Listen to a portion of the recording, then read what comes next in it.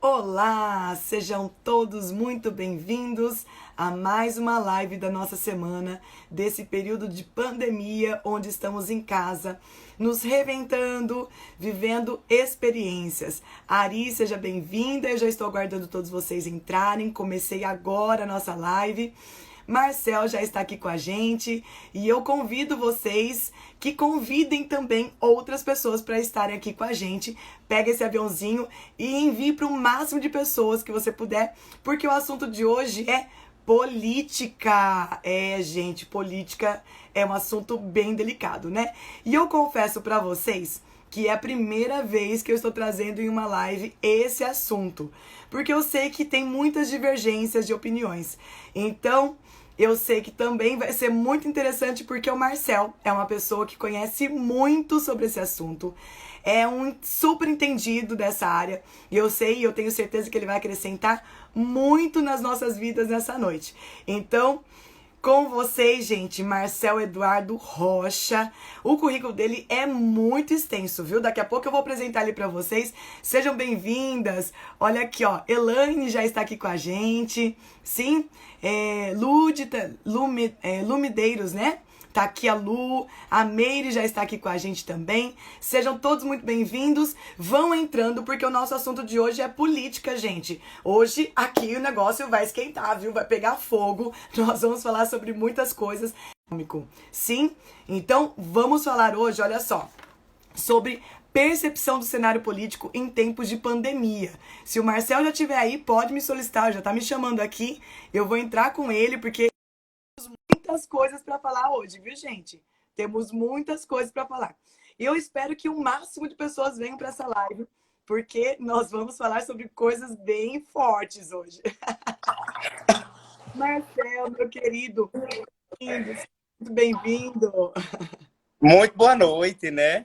Muito boa noite, minha amiga, É doutora Michele Lopes. Quero dizer que é um prazer imenso, né, estar aqui hoje conversando um pouquinho com você. E um tema que eu particularmente gosto muito, que é falar sobre política. que bom, Marcel. Eu fico muito feliz que você aceitou meu convite, viu? O convite da Move Mind para esse momento que eu tenho certeza que vai ser muito legal. Eu sabe que Sim, eu sempre resisti muito em falar sobre política, né? sim, Gosto sim. da mas como eu sei que há muitas controvérsias, então eu prefiro me resguardar em algumas questões, me posiciono em outras. E aí, para convidar uma pessoa para falar sobre isso, é porque eu confio muito em gente. Vocês têm noção disso? E o Marcel, gente, é uma pessoa muito querida, além de ser uma pessoa maravilhosa, um profissional maravilhoso, né, que tem esse segmento da área pública. A gente se conheceu no curso Ressignificar, né, Marcel, Sim. lá em Sergipe, quer dizer, em Aracaju. E dali em diante, a gente teve uma conexão tão forte que, de fato, nos tornamos amigos. E eu tenho uma honra, né? Me sinto honrada e me sinto muito feliz em fazer parte da sua vida e você fazer parte da minha vida também. Muito obrigada, viu? Eu que agradeço muito, né? Você que já dei boa noite aí ao seu pessoal, né? Ao nosso pessoal, que hoje, quando a gente se soma numa live, a gente se É junta ao verdade, nosso público. Não é é verdade, verdade? é verdade. De fato, falar em política é algo que muito me apetece, né? Me apetece falar de política, né? E agora há pouco, a Mi disse assim, a gente conversando, né? Tratando de algumas coisas da live, ela disse, ó, eu não domino muito bem política. Eu disse, ó, eu já lhe conheço. E sei que de tudo no mundo você domina. Então, eu me sinto realmente muito bem à vontade, porque eu sei que você domina todos os assuntos, né? Eu sei da sua competência, eu sei do seu nível de estudos, e eu sei que de tudo um pouquinho você domina. Então, tenho certeza que política você deve dominar um pouquinho também. Buscar conhecimento é muito importante, né, gente? É sempre muito importante. Por isso que eu diversifico muito as nossas lives, Marcel, justamente para a gente trazer o máximo de informação em diversos sentidos para as pessoas, né? Eu acredito que a gente tem que ser pessoas atualizadas e que está acompanhando tudo que está acontecendo no mercado, até porque fazemos parte desse mundo da economia e nós somos um canal, não é verdade? Isso Então, mesmo. muito obrigada. Gente, o Marcel tem um currículo enorme, lindo. Mas vou falar aqui uma parte dele, tá bom? Para vocês. Olha só. Ele tem 11 anos de experiência parlamentar em políticas públicas, atuando em sistema financeiro, controladoria geral, gestão de compras de fundo municipal e ouvidoria geral. Atuou em locais como Assembleia Legislativa do Estado de Sergipe, Fundo Municipal de Saúde de Itabaiana, Prefeitura Municipal de Itabaiana e Sergipe. Então, assim, é uma pessoa que realmente você vai se encantar e ele vai te fazer acreditar em tudo que ele fala, porque realmente tem muito sentido, tá bom? Então, fiquem à vontade, falem, comentem e também façam perguntas, tá bom, gente? Hoje vai ser uma live bem legal para você se atualizar aqui do mundo político, tá bom? Então, sejam todos muito bem-vindos. E eu peço a você, pega esse aviãozinho e envia para os seus amigos. Tragam todos eles, porque nós estamos apenas começando a nossa live de hoje, tá bom? Então, sejam todos muito bem-vindos. Quem está aqui seguindo o Marcel e quem está seguindo a Coach Mi Lopes, tá bom? Mi, só que para que você me permita. Lógico. Só que, às vezes, as pessoas pensam que quando a gente vai falar sobre política, né? As pessoas pensam que vai ser um tema chato.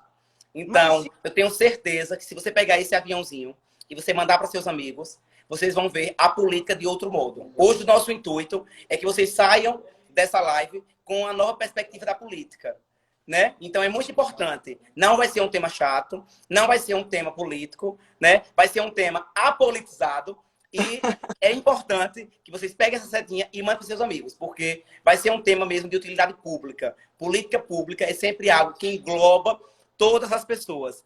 Então, envie aí para seus amigos, por favor. É verdade. Gente, olha, eu tenho perguntas aqui poderosas para o Marcel. Então, vamos ver o que ele vai falar para a gente, tá bom? Tenho certeza que vai ser muito divertido, muito gostoso. Vamos lá, então. Vou para a primeira pergunta. Marcel, eu fiz anotações aqui. Eu vou ler algumas delas, porque tem coisas aqui que são bem detalhadas. A crise do Covid-19 redefiniu os termos e as peças do jogo político no Brasil. Isso é um fato, né? Então, como você compreende a atual situação política brasileira nesse cenário, né? Chegou o coronavírus e mudou muitas coisas. Como que está acontecendo na sua visão? Então, veja, Michele, a gente está vivendo um momento muito delicado, né, no Brasil atual, né? A gente vem, na verdade, com uma política um pouco defasada, né? A gente teve o caso do impeachment, né? A gente teve o impeachment, né, da presidente Dilma. Depois da presidente Dilma, a gente teve o presidente Michel Temer. Quando passa a linha Michel Temer, assume o governo Bolsonaro. Com o governo Bolsonaro vem o Covid-19, né? E com o Covid-19 a gente começa a ter uma divisão política em nosso país, né? A gente começa a realmente ter uma divisão da política, né? Por quê? Porque as pessoas começam a deixar os lados partidários e começam a ver a política através do Covid. Então, muitas vezes as pessoas leigas por parte da política, elas começam, através da mídia, a tentar entender política através da pandemia. Verdade. Porque isso é um lado muito negativo para o Brasil. Porque se a gente vem de uma cultura onde as pessoas não entendem de política e elas pegam a pandemia para entender de política, a gente só faz piorar a situação política do nosso país. Você me pergunta por quê? A gente tem uma mídia, uma mídia que ela é totalmente dividida. Hoje nós vivemos uma política no Brasil, as pessoas que vivem pró-Bolsonaro e as pessoas que vivem contra Bolsonaro. E que fique claro que nós estamos fazendo uma live apolítica. Nós não viemos fazer uma live para falar de política. A gente veio falar de uma live onde a gente está falando de política e não tem como falar de política sem que a gente cite os políticos, né? Mas que fique muito bem claro em que a gente está fazendo uma live realmente apolítica, só falando do cenário atual. Mas a gente tem nessa pandemia as pessoas que ficam a favor do Bolsonaro, as pessoas que ficam contra o Bolsonaro, envolvendo a pandemia. As pessoas que acreditam que o governo está fazendo algo de bom para a pandemia, elas ficam a favor do governo. Aquelas pessoas que acham que o governo não está atuando como deveria na pandemia, elas ficam contra o governo. E não olham as outras vertentes. A gente não pode falar em política olhando só para a pandemia. Porque, Michele, é algo que ninguém esperava. Ninguém estava preparado no mundo para receber o Covid-19. É verdade. Então, isso tem sentido, né, Marcel? Desculpa, assim, te cortar só para... Não, sim, por favor, vai fazendo os parênteses. Né, conforme você vai falando, faz muito sentido, porque quando a gente pega as pessoas que seguem a carreira como médicos, enfermeiros, e eles estão enfrentando o Covid diretamente, porque eu posso dizer com muita propriedade, porque eu tenho clientes de coaching que são médicos e eu estou socorrendo, literalmente até de madrugada, essas pessoas, porque elas entram em pânico, entram em desespero. Então, para elas têm uma visão. Aí, se a gente fala com uma pessoa que não é da saúde, mas é um empresário, um empreendedor, que está olhando para a economia, tem uma outra visão e um outro posicionamento. E aí cada um quer entender política pela sua ótica e pelos seus próprios interesses, né? É aí que entra toda essa confusão, não é verdade? Verdade. O que nós devemos olhar agora? Saúde ou economia? O que deve ser levado em consideração na política agora? O que nós devemos estudar e analisar? O que deve prevalecer? Saúde e economia. E aí você vai ter pessoas diversas, cada um com sua opinião. Se você me pergunta, Marcel, qual é a sua opinião? A minha opinião é muito clara. Na minha opinião, a opinião de Marcel, Tá. né? A minha opinião é o seguinte: economia se recupera, saúde não. Tá. Você tem essa Então, visão. eu olho para a saúde. Claro que a gente pode tratar saúde cuidando também da economia. Fato. Mas o que deve prevalecer mais, né? Saúde. Vamos dar um exemplo prático. Hoje a gente vive no Brasil. O que é mais que está em questão hoje? Comércio fechado. Se você olha para o pequeno ao grande comerciante, é horrível. É horrível, você tem que fechar a sua empresa, você tem que demitir funcionário, você tem que dar férias prolongadas a funcionário. Isso é horrível. Mas é algo que você tá olhando por cima. Você está olhando para o lado da saúde. Você não pode hoje também liberar todo o comércio e você também ter um avanço do Covid-19. Sim. Já ficou muito claro no Brasil que o Covid-19 está se espalhando de forma comunitária. Então, infelizmente ou felizmente, nós devemos olhar sim para a economia, mas priorizando a saúde. Se a gente tem a Organização Mundial de Saúde nos indicando para que fechemos o nosso comércio, que adotemos o método de quarentena, então isso nos quer dizer que a saúde deve falar mais alto. Então a gente coloca a saúde em um grau de escala maior e a gente desce um pouco a economia. Isso, em um tempo vindouro, a gente consegue restabelecer a economia e manter a nossa saúde. Se a gente hoje pensa só na economia, mais à frente a gente vai ter uma economia elevada e a saúde cada vez mais defasada. E quando a gente fala, Michele, de saúde defasada, a gente não pode falar de Covid-19. A saúde pública do Brasil, ela vem defasada antes do Covid-19. Pois a gente já não tinha... Do Covid-19 só alarmou, né? Só fez alarmar as coisas. Nós já não temos estrutura médico-hospitalar pré-Covid-19. Então, não podemos também falar, né, sobre o defasamento da saúde do Brasil através do Covid-19. O Covid-19 está levando uma culpa que muitas vezes não é dele. É verdade. Muita coisa vamos jogar para o Covid-19, mas que já vem se alastrando pré-Covid-19. E quando a gente fala em política, a gente está jogando a política para o Covid-19. A gente vem em amaranhados políticos muito antes de Covid-19. Então, não podemos envolver agora a política no Covid-19 se a gente está tendo uma desestruturação de política antes de Covid-19. Pois é, Marcel, e eu vejo assim, sabe? Já existia uma divisão partidária muito grande, né? Até pela última eleição, a gente sabe que foi uma divisão no país. Cada um tem a sua percepção diante da sua visão, dos seus interesses. E aí, quando chega... Já estava numa situação delicada, inclusive economicamente falando. Nosso país já estava numa situação muito delicada, né? E aí chega essa pandemia, que não é uma questão só Brasil, é mundo, que agravou ainda mais essa divisão no nosso país. E agora existem muitos interesses políticos em jogo, literalmente, usando dessa máscara, né? Coronavírus. Então, é muito delicado, né? A gente está numa situação bem delicada no nosso país, diferente de outros países. Eu sei que os países estão passando por situação bem complicada, mas o Brasil se agravou ainda mais, né? Se agravou ainda mais. Eu estava conversando hoje pela manhã com um amigo ele escreve artigos políticos, e a gente conversando, ele é radialista, e a gente falando sobre justamente essa temática. A gente discutindo sobre isso e eu falando para ele falando, Marcel, mas o Brasil tá demais. Eu disse, olha, amigo, não só é o Brasil, né? Agora, recentemente, eu tive o prazer de estar morando fora do Brasil, né? Eu morei 1 ano em Buenos Aires e a gente já vivia também essa política defasada lá em Buenos Aires.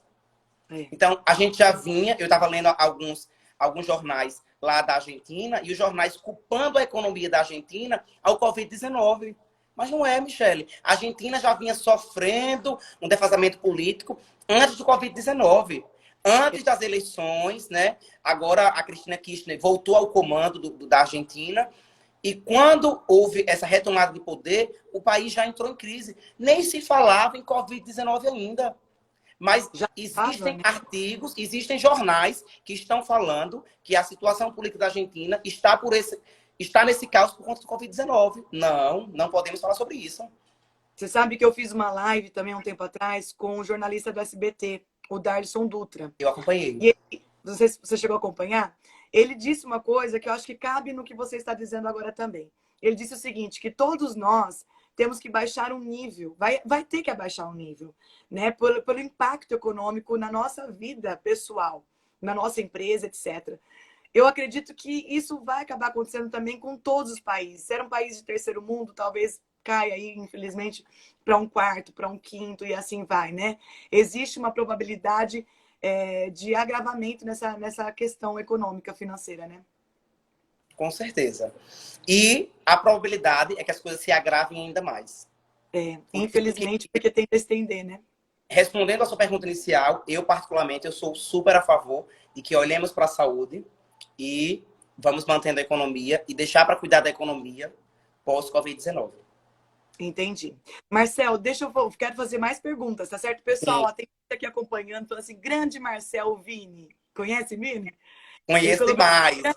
é o melhor organizador da campanha política de Itabaiana, coordenador dos comitês jovens mais divertidos. Olha só!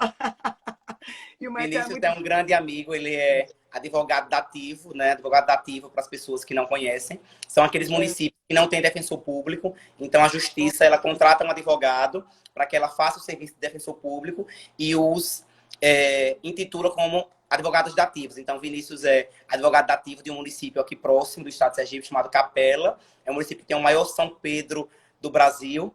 Então, Vinícius é um grande doutor, é um mestre também em política, né? Um grande advogado civil, criminalista e merece todo o nosso respeito. Tá vendo? Parabéns, Vini. Que bom, né? Tem gente boa nesse mundo, gente. Política não é só um mundo de sujeira, não. Tem gente boa nesse meio.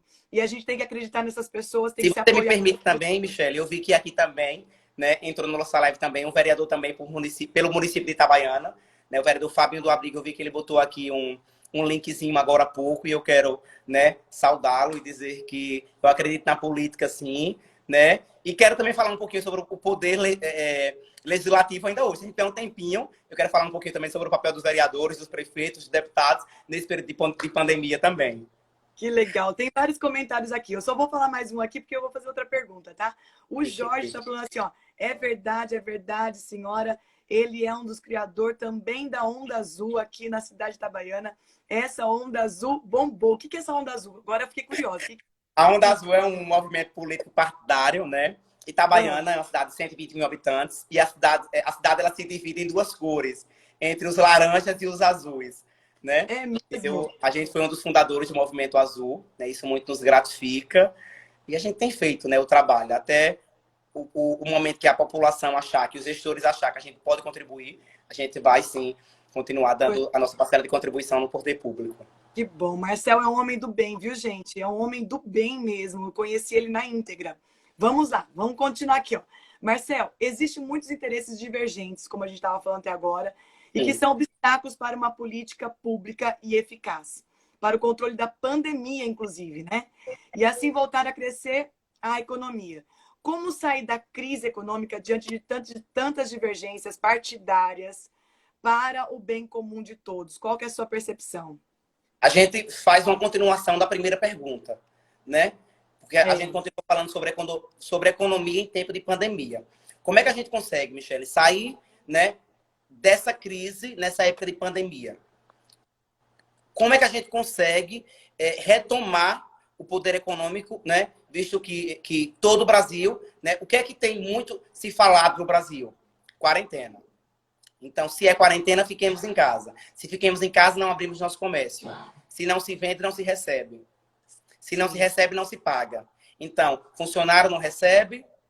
Se funcionário não recebe, ele não tem como comprar. E vamos fazer uma escala do cidadão de baixa, de uma média social baixa no Brasil. Né? Vamos falar de um cidadão Pedro. Vamos dar um exemplo de um Pedro. Tá bom. Pedro, ele é um funcionário de uma empresa privada, ele ganha um salário mínimo. Nessa pandemia, Pedro foi afastado do trabalho. Foi dado férias coletivas no trabalho de Pedro. Se Pedro recebeu férias coletivas, ele não está recebendo o seu salário integral, porque ele já recebeu o seu terço de férias, talvez no seu aniversário. Então, Pedro não tem como sustentar a sua família comprando na venda da esquina, porque, segundo as leis da quarentena, a venda da esquina não pode abrir. Então, Pedro não tem dinheiro para comprar, também não tem onde comprar. Seu João, que é dono da mercearia da esquina, está com seus produtos estocados, não tem como vender, porque ele respeita as leis da quarentena. Se ele não vende, ele não tem dinheiro para também girar. E como a gente consegue sair desse momento de crise? Né? Como a gente consegue se reestruturar? Para aquelas pessoas que não têm um fundo, né? Um fundo de garantia, aquelas pessoas que não têm uma reserva financeira. Sim. Como é que a gente vai conseguir se reestruturar diante dessa situação? Primeira coisa que a gente precisa entender. Só se vai haver uma reestruturação econômica após o período de pandemia. Não se tem como, Michele, nem o baixo empresário ao alto empresário, ele não tem como se reestruturar em período de pandemia. Ele não tem como. Entendi. Por quê? Ele só tem algumas opções. Ou optar por carta de crédito. Mas se ele opta agora por carta de crédito pós-pandemia, ele vai ter que arcar com essa carta de crédito. Uhum. E eu acredito, Michele, que o pós-pandemia também não será fácil. Porque passaremos por um momento de reestruturação. Vamos supor que em junho termine a pandemia, a gente consiga estabilizar o Brasil, a gente consiga estabilizar os municípios e em junho a vida volta ao normal. Viveremos julho, agosto e setembro lutando contra a economia. O Brasil só irá se restabelecer após outubro. Eu fiz uma outra live também com o Guilherme, que é da área de aviação. Sim. E ele estava dizendo que as companhias aéreas já falaram que são 2 anos para poder retomar, né? Para poder se reconstruir financeiramente. Então, ou seja, 1 mês sem voo, 1 mês sem aviões no céu, 2 anos para recuperar. Então, é muito tempo e eu também entendo isso, que o maior problema a gente ainda não viveu. Infelizmente, não é querer ser negativa, mas o que nós vamos sentir é o pós-pandemia. É quando estiver retomando e que as coisas ainda não estão estabelecidas. E aí a gente vai ter toda uma reestruturação e um passo a passo, lentamente. É como se fosse uma cirurgia, né? Fizemos a cirurgia, agora tem a pós-cirurgia para recuperar e estar habilitado novamente para viver a vida como antes. Então, é muito delicado mesmo, né, Marcel? Michele, a gente não tem uma fórmula. Eu tenho conversado com pessoas que gostam de falar política e a gente não encontra uma fórmula para que pós-pandemia a gente consiga se reestruturar. Não é algo que vai ser do dia para a noite. Você falou a coisa mais certa do mundo agora. Levaremos um tempo para conseguirmos nos reestruturar economicamente. Levaremos um tempo. Mas olha, que nem o Ronaldo tá falando aqui, né? O Brasil tá daquele jeito. Daquele jeito. Viu, Ronaldo? Não é só o Brasil, porque todos os países, todos.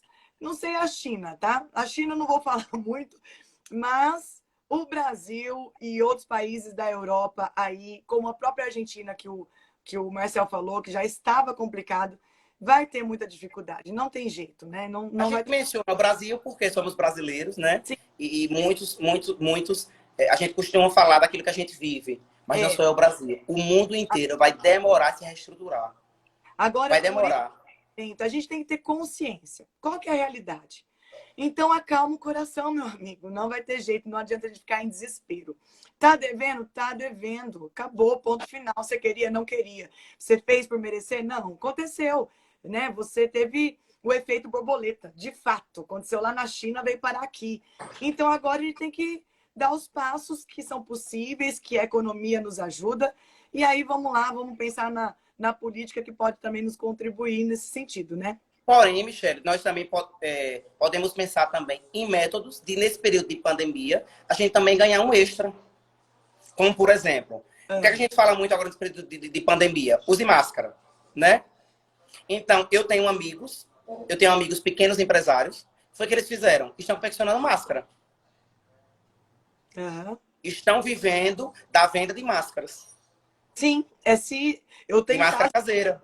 exatamente que vendiam enxoval e pegaram o tecido e estão fazendo Entendeu? máscara, Eu né? eu tenho amigos da rede de tecido, né? Dessa parte de armarinho de tecido, que estão o quê? Aproveitando e vendendo seus estoques de elástico, de É. algodão, para que possa ser feito Qualquer... máscara caseira. Exato. Agora Né? tem uma coisa assim muito interessante, né, Marcel? Outro dia eu estava vendo, eu não lembro agora o nome dela, que é uma comediante de Fortaleza, do Ceará. Eu recebi por WhatsApp e ela falou uma coisa, numa metáfora assim, divertida, e tinha todo sentido. Ela quis dizer o seguinte, que se nós hoje comprarmos os nossos amigos, as pessoas mais próximas, o dinheiro começa a circular, sabe, na nossa cidade. Então, assim, ao invés de comprar do fulano, do ciclano, do lado que você nem conhece, compra da pessoa que está do seu lado, porque a economia lentamente começa a girar e a gente tem pelo menos o pão de cada dia nesse momento, que é o que a gente precisa. Então, graças a Deus, se a doença não chegar até você. Sim? O Sim. resto, como meu pai e minha mãe falam, a gente se reorganiza, a gente se vira e vamos passar por isso, a gente vai conseguir superar, não é verdade? Michele, se a gente pegar esse tempo de pandemia e ficarmos só murmurando em casa, trancado, beleza, respeitando a quarentena, ótimo. Se a gente não pensar em estratégias, aí a economia não tem como virar. A economia de casa, a economia familiar, vai ser a primeira a decair. Sim, a Guacira está questionando aqui, colocando algumas questões bem válidas. Mas o que eu quero trazer aqui para você também, Guacira, e para todos que estão nos acompanhando, vai reaquecer. Eu tenho certeza, ela está colocando aqui, ó. Quando voltarmos, a economia vai reaquecer. Eu também acredito que vai reaquecer. E a gente tem que ter pensamento positivo e fé. Mas nós não podemos também fechar os olhos e deixar de ver a realidade. Não vai voltar na mesma agilidade, no mesmo impacto como era antes. Vai ter os seus passos de retomada. E a gente tem que estar consciente, por quê? Porque senão a gente vai entrar em desespero. E aí que mora o perigo de muitas pessoas acabarem, como eu estou vendo hoje, até mesmo se suicidando. Ela está colocando assim, e agora é tempo de ressignificar. E é tempo de ressignificar mesmo. Perfeito, É o perfeito. título do meu curso, que inclusive eu preciso contar uma novidade. Posso contar para vocês? Pode, por favor. Vocês vão receber com prioridade, gente. Prioridades. Eu terminei hoje de gravar o Ressignificar Online. Muito bom, Ó, muito bom, sim, muito bom. nós vamos ter aqui o Ressignificar Online, gente, porque muitas pessoas estão entrando em contato com a gente na MoveMind e, de fato, pensando em suicídio. Então, é desesperador e a gente não vai poder retomar tão rapidamente com grupos grandes num mesmo local aglomerado. Então, há 3 semanas eu já comecei a construir o Ressignificar Online. Pronto, ele está pronto, gente. Ó, Então, você já me responde, Michele. ah, Você já me pergunta e me responde uma maneira de retomar a economia. Se você, enquanto criadora de curso, se você já teve a capacidade de pensar, vamos lá, eu não tenho mais como fazer turmas de ressignificar presencial. Mas e agora? A MovMind vai parar? A tem que MovMind não vai ter mais dinheiro circulando? O que é que nós podemos fazer? Então vamos lá. Junta a equipe, vamos fazer um ressignificar online. Além de sim. estar com o movimento financeiro na MovMind, você vai estar tirando pessoas Sim. de ansiedade crônica, depressão. Então já é um excelente método da Ah, gente estar melhorando a economia no Brasil. chegou o meu pequeno aqui. Estamos recebendo uma participação especial. Fala oi aqui, já que você entrou, fala oi, gente. Oi, Oi, tudo Fala bem? assim. tudo bem? E essa janelinha aí nos incisivos centrais? Vai lá com o papai, filho. Por favor, que a mamãe tá aqui conversando, fazendo a live, tá? Vamos lá, vou te fazer outra pergunta, Marcel, porque o assunto é política, né, gente? Então, o reconhecimento da calamidade pública permite que o gestor compre sem limitação e contrato de concurso. Não é verdade? Isso é muito sério, né, Marcel? Porque começa a dar uma margem muito grande. Eu quero saber da sua opinião sobre isso. Qual a forma da sociedade acompanhar isso? E qual o papel dos vereadores nesse momento? Como é que você vê? Porque isso é muito, muito sério. E a gente vê, infelizmente, tem os políticos que são bons, mas tem os políticos aproveitadores que estão vendo essa oportunidade de ganhar, né? Possibilidade aí de fazer suas coisas que a gente sabe aí que acontecem no governo. Então, diz para mim como que você vê essa questão de licitação. Agora é um momento, né, crucial nessa pandemia em que o povo, né, tem que ser um excelente fiscalizador. Na verdade, o papel da população são fiscalizar os gestores, né? Ficou de papel da população ser os principais fiscalizadores. Porque eu digo sempre, político é empregado do povo. Então, o povo tem que ser o principal fiscalizador dos políticos. Uhum. Chega uma época dessa de pandemia, começa os municípios a decretar calamidade pública. A gente analisa em todo o Brasil estados e municípios que não se tem nenhum caso de Covid-19 e prefeitos decretando calamidade pública. Por que, Michele Lopes? Uau! Eu pergunto ao povo por quê. Isso é muito sério. Por que prefeitos estão decretando calamidade pública em municípios que não se tem caso de Covid-19? Absurdo. Sabe por quê? Porque quando você se decreta calamidade pública, você consegue ter algumas brechas em licitação, em contratos, e é aí onde entra o papel do legislativo. É onde entra o papel de vereadores fiscalizarem seus prefeitos e deputados fiscalizarem seus governadores. Estamos em um tempo onde não podemos deixar que a política se corrompa pelo Covid-19. É isso. Vereadores, deputados, se estiverem nos assistindo, fiscalizem seus gestores. Municípios e estados que não tenham nenhum caso de Covid-19, eles não devem estar decretando estado de calamidade pública. Saiu um decreto federal em 2002, onde se fala, esqueci o número da lei agora, mas é a lei de 2002, em que estados e municípios que decretam calamidade pública, eles podem comprar sem licitação. A gente tem aquela licitação emergencial, que a gente tem até R$ 3.999, R$ 4.000, que é uma taxa que a gente pode comprar sem fazer licitação, pregão presencial. A gente chama de pregão emergencial. Né? É aquilo que você pode comprar de forma emergencial mesmo, é aquilo que realmente está faltando. Um exemplo, uma medicação X, né? Que você tem que ser rápida, que as pessoas não podem ficar sem ela. Então, você abre um pregão emergencial, você compra essa medicação de forma mais rápida. O que é que a gente tem que ter muito cuidado? Período de pandemia, a gente tem que fiscalizar muito. Porque, do mesmo jeito que existem gestores sérios, existem gestores que estão se aproveitando da situação para fazer licitações fraudulentas, para fazer contratos fraudulentos, e nós não podemos deixar que isso aconteça. Ô Marcelo, mas então, assim, uma coisa que a gente tem que ficar atento, todos nós, porque nós, como cidadãos, também temos o nosso dever, né? Sim. A gente tem que estar de olho no que está acontecendo. Então, se eu vejo, por exemplo, que na minha cidade o prefeito decretou calamidade pública, sendo que não tem nenhum caso, peraí, eu tenho que ser um dos primeiros a me posicionar, falar, opa, tem alguma coisa errada aí, eu não posso ficar esperando só, né? Lógico que a gente tem que cobrar dos vereadores, etc., mas eu tenho que ir lá cutucar. Poxa, vocês não estão fazendo nada, vocês não estão vendo? Né? Eu tenho esse direito, não tenho? E as pessoas devem estar perguntando, Michele, como é que eu posso ver isso? Já que eu tenho esse direito, toda pessoa tem direito a fiscalizar, fazer um trabalho de um vereador e de um deputado. Tudo que é feito em prefeitura, em órgão público, seja ele prefeitura, seja ele governo do estado, todos os órgãos públicos, eles colocam todas as suas contas através de um site, né? Existe um site que é armazenado, que todos os dias é armazenado tudo que os gestores fazem, chamado Portal da Transparência. Então, nós, enquanto munícipes, nós devemos olhar todos os dias. Eu tenho a mania, Michele. Todos os dias, eu olho o Diário Oficial do meu município e eu olho o Diário da Transparência. Eu brinco sempre com o meu prefeito, que é o meu patrão, eu digo sempre, prefeito, eu sei todas as pessoas que o senhor contrata, que o senhor demite. Porque todos os dias pela manhã eu olho o Diário Oficial do município. Então, eu sei quantas pessoas foram contratadas, quantas pessoas foram demitidas. Então, eu tenho esse cuidado de estar olhando o portal da transparência, quanto está entrando de FPM, quanto está entrando de royalties, né? Eu tenho sempre esse cuidado. Como o gestor está aplicando royalties. Aí você me pergunta, por que você faz parte da gestão? Não.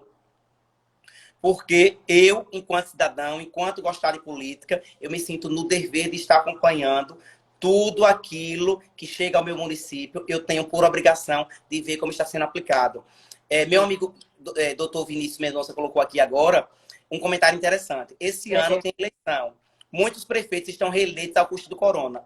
Concordo plenamente. Vamos ter prefeitos e vereadores que vão ser reeleitos por conta de coronavírus. Nós não devemos aceitar que a política seja feita através de coronavírus. Não devemos aceitar.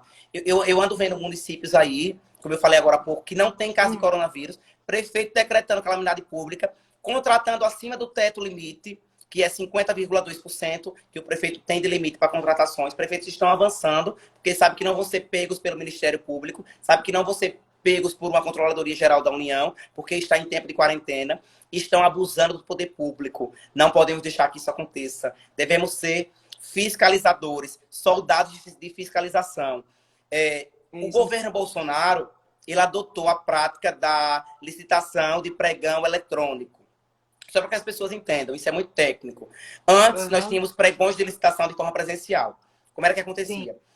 O município quer fazer licitação de merenda. Então, cada representante que vende merenda vinha até a sede do município, dava suas propostas e o menor preço ganhava, e a prefeitura, o governo contratava aquela empresa para que pudesse ser vendida aos municípios. O que é que acontece hoje?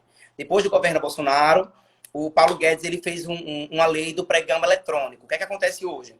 Eu forneço merenda em Itabaiana, por exemplo. Se eu abro uma licitação de merenda em Itabaiana, eu posso estar recebendo empresas que fornecem itens de merenda de São Paulo. Por quê? Porque hoje é feito de forma eletrônica. Mas quem me garante que vai chegar de São Paulo até Itabaiana em tempo hábil? Então, já está um pouco complicado se trabalhar com pregão eletrônico. E mas em tempo de coronavírus... Abriu essa margem, então, de repente, outros estados entrarem e ao invés do próprio estado se Abriu, Michele, isso muito me preocupa, porque tem coisas que podem vir de outros estados. Um exemplo, eu posso esperar, se eu comprar um material fixo, um exemplo, se eu comprar um biru de uma escola e esse biru vir de São Paulo, eu posso esperar esse biru chegar em um mês. Porque a professora ela pode dar aula de uma cadeira. Então, eu posso esperar esse biru para uma classe em um mês. Mas eu não posso esperar arroz um mês. Eu não posso ficar desprovido de arroz um mês esperando São Paulo mandar. Eu não posso. Eu não posso esperar carne bovina vir de São Paulo. Não posso. Existem itens que o pregão eletrônico não vai me suprir em tempo hábil. E se tratando de tempo de pandemia, de calamidade pública, as licitações e os pregões ainda abrem ainda mais o leque de oportunidades. Porque pode fazer licitação de uma forma mais rápida. Então, eu sou altamente contra. Eu sou a favor, sim, em pandemia, licitações rápidas de produtos que vão sanar a pandemia. Máscara, álcool, medicação, respiradores, macas hospitalares, material médico hospitalar. Mas não podemos, em tempo de pandemia, facilitar os outros pregões. Não podemos. Está faltando, então, regras, né? Regras. Está faltando muito regras. Está faltando muito regras. E, infelizmente, eu tenho muito cuidado em falar sobre isso. Eu quero que as pessoas muito nos entendam. Infelizmente, a gente está vivendo um tempo em que o governo está se alterando muito ao se falar nas coisas e não está tratando do que é de dia a dia. Licitação, não se trata de licitação à base de gritos, não se trata de licitação e pregão à base de pandemia. Licitação é algo muito sério nos municípios e estados e nós devemos dar uma atenção muito séria à licitação e pregão. E eu, às vezes, cuidado, abre uma margem muito grande aí para abre uma margem grande. Eu estou vendo, graças a Deus, né? Eu venho de um município, Michele, e nunca que eu queira aqui puxar a sardinha, porque também não preciso disso. Eu vivo dizendo que eu sou técnico e não preciso dos viés partidários. Mas graças a Deus que a gente vem de um município em que a gente tem muito zelo, a gente tem muito cuidado em estar se comprando coisas, em estar, sabe? A gente tem muito cuidado em se fazer um pregão. né? Da A gente tem responsabilidade. muito cuidado em dosar o poder público. O que a gente fez, o que a gente faz aqui no município de Itabaiana, por exemplo? A gente dosa algumas coisas para que a gente mantenha o salário do servidor em dia, para que a gente consiga estar pagando fornecedor em dia, e para isso a gente faz alguns ajustes, né? A gente faz alguns reajustes para que a máquina consiga girar. A gente está optando fazer licitação de algo que realmente o município vai precisar agora. Porque um exemplo, a gente não está abrindo licitação. Vou dar um exemplo claro. Tá. Eu não posso agora abrir uma licitação. Em época de pandemia, a gente não pode abrir agora uma licitação de banda de 7 de setembro, por exemplo, para comprar produtos de banda de 7 de setembro, por exemplo. Não há precisão de se fazer um pregão agora de fardamento, por exemplo. Então, a gente está tendo muito zelo com isso. E senhores gestores, né, sejam eles municipais, sejam eles governadores, tenham zelo ao dinheiro público. Tenham zelo nas licitações. Priorizem o povo brasileiro. Priorizem o povo brasileiro. Priorize cestas básicas ao povo. Priorize material médico hospitalar. O que as pessoas estão precisando agora de licitação. Aproveitem a licitação da pandemia, né? Onde os municípios estão decretando calamidade pública, e comprem aquilo que for necessário. Deixem dinheiro em caixa para o pós-pandemia. Isso é muito importante, Michelle, a gente tratar sobre isso. Isso me dói o coração, sabe? Isso me dói o coração. Quando eu leio na internet prefeitos e governadores de estados do Brasil, a gente teve agora, saiu no site da Terra recentemente, de prefeitos lá no Piauí, que estão aproveitando a pandemia para fazer contratos absurdos. Absurdos. Só para você ter uma ideia, Michelle, Itabaiana é a capital nacional do caminhão. A presidente Dilma, ela decretou. Porque, assim, quem não conhece Itabaiana, gente, é uma das cidades mais ricas de Sergipe. Ela é muito forte, ela é muito poderosa economicamente falando. Então, nós temos um comércio pujante, né? E nós somos a capital nacional do caminhão, isso decretado pela presidente Dilma. Então, nós fazemos no mês de junho, para você ter ideia, a maior festa do estado de Sergipe, que é a Feira do Caminhoneiro. E quando começou a pandemia, o prefeito automaticamente disse: nós não podemos fazer a Feira do Caminhoneiro. A gente não pode gastar milhões na Feira do Caminhoneiro e deixar o povo com fome. A gente não pode deixar o povo desprovido. Então, eu vejo isso como responsabilidade pública. Eu vejo isso como uma responsabilidade pública. Eu gosto, Michelle, eu digo sempre, eu estou disposto a trabalhar com política. Agora, com política séria. Com política com honestidade. Com política que a gente tenha uma ressalva social. Porque você não tem como trabalhar política sem falar no social. E eu não costumo tratar o meu Instagram, por exemplo, que é uma rede social particular, a tratar sobre política. Eu sei que nós vamos ainda falar sobre esse caso, eu sei que a gente ainda vai falar sobre algumas coisas que vai acontecer, mas algumas coisas, a nível de Brasil, infelizmente, eu estou tendo que postar. Porque, sou adepto ao governo Bolsonaro, sou muito sincero, Michele. Gosto muito de algumas formas como o governo está conduzindo algumas coisas, mas tem me entristecido de forma particular algumas situações da pandemia. Não só o governo Bolsonaro, como governadores, prefeitos. Por isso que eu sempre faço... do povo, né? Existe. E por isso que eu sempre faço esse apelo. Eu tenho amigos vereadores que sempre, quando eles ligam para mim, né, eu presto assessoria a alguns vereadores, eu digo sempre a eles: o poder de vocês é fiscalizar o poder executivo. Aproveitem a pandemia para fiscalizar ainda mais. Mas aí que eu penso, sabe, Marcel, esse está sendo um momento muito oportuno para a gente conhecer quem são de verdade, entendeu? Então, assim, hoje eu me arrependo em algumas pessoas que eu votei. Eu não voto mais, mas não voto mesmo, entendeu? Aqui em São Paulo. Porque eu vi o caráter. Nesse momento, a gente consegue... Quando existe um poder na mão de uma pessoa, a gente consegue enxergar o caráter da pessoa. Entendeu? Então, hoje, o que a gente consegue detectar é os interesses individuais, sabe? Interesses políticos, partidários, de não pensar no povo de forma geral, gente. Como que a gente pode... Eu não me conformo, eu acho que isso é de berço, de raiz, né? De uma pessoa tirar o dinheiro de uma pessoa que está passando fome por interesses próprios, entendeu? Por vaidade. Que é uma coisa, assim, muito absurda. Mas é realidade, e que sirva para a gente conseguir enxergar quem é quem e dar realmente o crédito para quem merece e o comando para quem merece, entendeu? Então, é um momento que a gente tem que realmente aproveitar a oportunidade para conseguir enxergar algumas coisas. E também, como cidadão, se posicionar. E cobrar. Com certeza. E o que é importante, Michele? O que é importante dessa pandemia é que a cesta básica ela não é nem da direita nem da esquerda, é do povo brasileiro. Então, Exato. todo povo brasileiro deve ter acesso. Os materiais, os EPIs, né, que é os materiais de proteção individual, máscara, gel, luva, não é nem do povo da direita nem do povo da esquerda, é do povo brasileiro. Gestores, não olhemos a pandemia por lado partidário, por siglas partidárias. A pandemia está acontecendo com o povo brasileiro. Não deixemos que o povo brasileiro morra por política. Vamos valorizar o nosso SUS, que a gente tanto luta pelo nosso SUS. Eu sou uma pessoa que eu estudo muito SUS, eu gosto muito de SUS. Né? Eu gosto muito de estudar sobre o SUS. Então, o nosso sistema de saúde brasileiro, a gente precisa muito dizer que o SUS não é do governo. O SUS não é de Bolsonaro, o SUS não é de Dilma, o SUS não é do PT. O SUS é do povo. Então, senhores gestores, tratem o SUS como do povo. Entreguem as coisas ao povo. O povo tem que ter acesso à saúde, o povo tem que ter acesso à educação. Não devemos olhar a pandemia por bandeira partidária, seja ela direita ou seja ela esquerda. Centralizemos as coisas para o povo brasileiro. O povo brasileiro tem que ter acesso a essas coisas. E nesse momento a integridade, né, Marcel? Quem é íntegro mesmo e tem um interesse, o coração no nosso país, está lutando pelo país e deveria, de fato, unir forças, dar as mãos, não importa quem é quem. E, mas aí eu vou estar dando força para o governo do Bolsonaro, não sei o quê, não sei o quê, não sei o quê. E aí depois, quando eu for para a eleição, gente, o povo vê.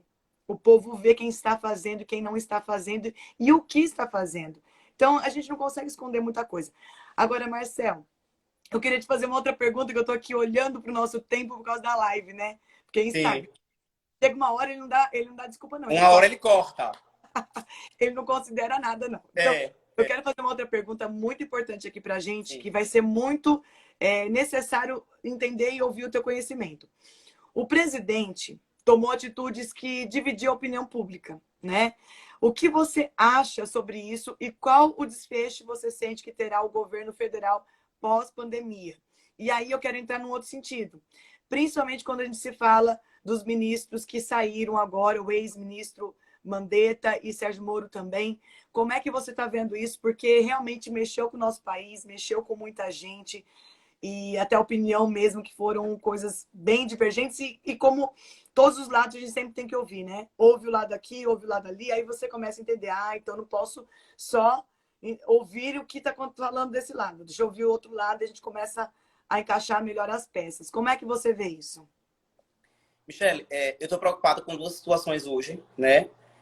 Hoje eu me preocupo com duas coisas. Eu estou muito preocupado com o Covid-19, né? E estou muito preocupado com a política. Uhum. Né? A política tem me preocupado também bastante. A gente tem vivenciado nos economia, é coisa diferente. Sim, né? Sim, são coisas diferentes. Eu tenho muito me preocupado com a parte política nos últimos dias. Né? A gente tem o governo do presidente Jair Bolsonaro, governo esse, porque às vezes a gente vai falar alguma coisa, as pessoas entendem como uma crítica abusiva. Não é uma crítica abusiva. Eu, particularmente, eu estou aqui em público dizendo ao meu público e o seu. Eu fui eleitor do presidente Jair Bolsonaro. Então, quando a gente faz uma crítica, não é porque você é vermelhinho, não. Eu fui eleitor do presidente Jair Bolsonaro. Uhum. E eu tenho me preocupado com o futuro político do nosso país. Eu vi que você fez uma retificação importantíssima aí no final sobre os ex-ministros Mandetta e Sérgio Moro. Se nós estudarmos a política de fato, porque muita gente ela vota em candidato X ou Y pelo seu ego pessoal, pelo seu umbigo e não olha a questão como um todo. Mas se nós começarmos a olhar por um todo, nós tivemos um excelente ministro da Saúde. E eu vou ousar, enquanto um gafanhoto da política que está buscando aprender, eu vou ousar em dizer a você, Michele, nós tivemos o melhor ministro da Saúde já visto nesse país. Um ministro humano, um ministro inteligente, um ministro conhecedor de causa. E que bom, Michele, como eu sou grato a Deus, nesse período de pandemia, a gente ter tido um ministro como Mandetta no comando da saúde desse país. Uhum. Sou muito grato a isso. Porque o período mesmo que a coisa se avolumou, nós tivemos um ministro da Saúde responsável, técnico, que entendia realmente do que o país estava passando. Se você analisar, se as pessoas que estão aqui assistirem os noticiários, Tudo que o nosso ex-ministro falava, Mandetta, semanas antes, acontecia semana depois. Então, era um ministro de conhecimento de causa. Ele tinha realmente conhecimento de causa muito grande. E foi uma lástima para o nosso país ter perdido o nosso ministro, assim como foi Sérgio Moro. Como é que eu vejo essa questão, particularmente? Eu vejo essa questão como um preciosismo de um ego pessoal. O que ele pode não ser isso que esteja acontecendo, mas o que está sendo passado aos brasileiros é que quando se mexe com o ego pessoal do presidente, quando o presidente ele se sente ofuscado, ele tenta, de alguma forma, retirar aquela pessoa de circulação. E eu acredito, Michele, que não se faz política com ego pessoal. Não se faz. O palanque da política deve ser o povo. Uma outra coisa aqui que eu acho que é interessante, assim, só para a gente colocar uma outra ponto de vista aqui para todo mundo. Sim. Por um outro lado, olha como que a gente tem que sempre estar pensando e analisando dos dois lados e vendo os dois lados da moeda de verdade, né? O nosso país estava acostumado muito com tirar o poder da presidência, que, na verdade, se a gente parar para analisar, ele tem que ter o poder da hierarquia máxima. E o que vinha de costume de muitos anos, de muitos mandatos, era o individualismo e cada um tomando conta por si e até tirando o poder do próprio presidente. Então, o que eu estou vendo também um pouco, pode ser que tenha essa questão que você está falando, mas eu tenho uma outra percepção também, que às vezes ele está querendo, na verdade, reformatar, sair desse país comunista, de mostrar realmente Sim. que tem que ser respeitado. E vai ter incômodo. E tem situações que vão ter os seus incômodos. Então, eu estou vendo que algumas coisas também têm essa tendência. Não sei se eu tenho total razão ou não, mas é uma percepção. Sim, sim. E ao mesmo tempo que eu falo também sobre isso, e olhando também por esse lado que você está falando, se também um presidente ou um governador ou um prefeito nomear um secretário em que também não posso demitir, então isso também é uma coisa horrível, né? Olhando também por essa ótica, o presidente, sim, um gestor superior, ele tem total poder, sim, de demitir, né? Se ele contratou, ele tem o mesmo poder de também demitir. Eu, particularmente, eu não vi como uma boa saída a demissão do ministro Mandetta, como também não vi como uma boa saída a questão do Sérgio Moro. Eu ainda estou lendo algumas coisas, porque a questão do Sérgio Moro, eu ainda não quero me posicionar nem a favor e nem contra o presidente, porque eu também já li algumas coisas também em que eu também pude perceber que o presidente solicitou algumas coisas ao ministro, e o ministro também quis também uma hierarquia, né? E a gente também tem que entender que existe também as hierarquias onde um manda e o outro obedece. Então, eu sei que foi dado carta branca também ao ministro Sérgio Moro, todavia, por mais que tenha sido dado carta branca ao ministro Moro, existe uma hierarquia maior que o presidente. Então, se ele entende que aquilo não deve ser conduzido daquela forma, ele também tem o direito de sim, dizer que aquela pessoa está convidada a se retirar do seu, né, da sua metodologia política. De fato, Sérgio Moro, eu não posso falar ainda muita coisa, porque eu ainda estou estudando. Agora, eu, particularmente, achei um pouco...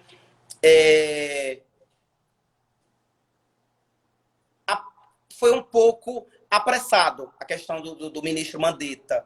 Eu vi como algo que não se foi conversado, eu vi que foi algo que um pouco Teria passou... outras formas, talvez, né? É isso. Sim, eu acho que talvez uma conversa, talvez ali, teria outros métodos, porém, também estamos com o ministro da Saúde também muito capacitado para a pasta, né? É muito normal que ele ainda está primeiro tomando conhecimento da pasta, para que só daqui a algumas semanas ele consiga fazer um bom trabalho, porque, Michele, você sabe que ninguém consegue assumir um cargo hoje e tocar o barco para frente nas primeiras semanas.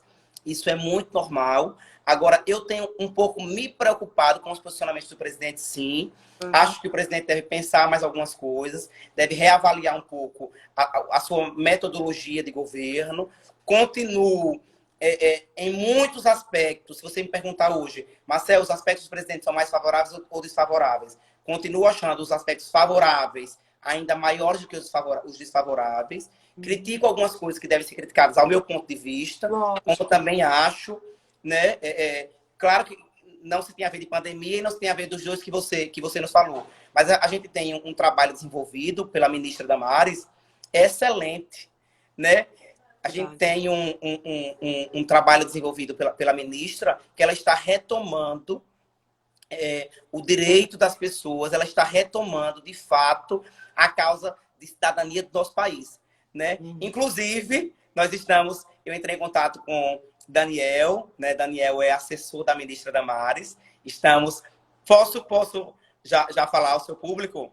Não sei, deixa eu sentir meu coração se eu estou preparada para receber. Nós assim, estamos ao vivo. Nós estamos tentando um contato para que Michele possa fazer uma live com a ministra Damares, né? Já fomos sinalizados de que a ministra tem interesse, né, em estar fazendo essa live. Porém, por conta dessa pandemia, né, por conta dessas reuniões que estão sendo, né, muitas, né, com o presidente, ficou Daniel, grande amigo Daniel. Sei que ele vai assistir aqui amanhã, sei que ele vai comentar amanhã quando ele tiver um tempinho, que ele me disse hoje que está assistindo.